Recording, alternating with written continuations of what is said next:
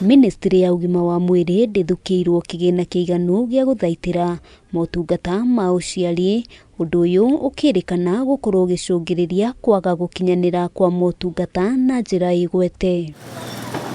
Kuringana na gikundi gia kuruirira ihoto cia muingi KHRC ni ati no kuri na mwanya munene uria umanite na gukorwo bururi wa Amerika ni warugamirie kigina kiria giateithagiriria gukinyaniria uguri wa dawa iria ni hamwe na cia gubanga uciari.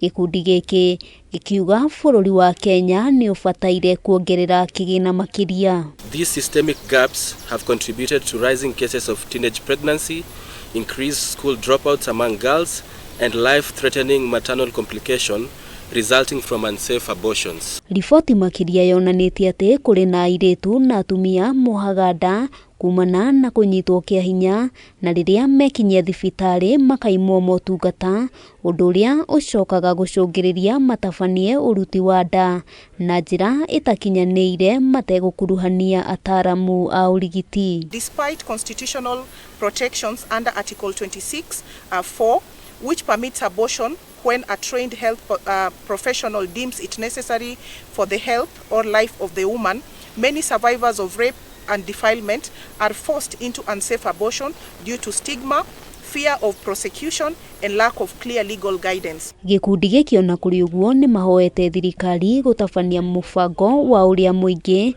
ukwamukira mathomo megemaine na wohi wa nda, amu namba nene ya aria mohaga nda cia tene ni maremagwo gwitiria rumena na kinyururi kiria matungagio na muthia magacungiririo kuruta nda icio. There must be a scale up of youth-friendly and adolescent-specific sexual reproductive health services, including emergency contraception, safe abortion where legally permitted, and psychosocial support. Handu-ini ha Kameme TV, ritwa riakwa ni Wambui wa Njuguna.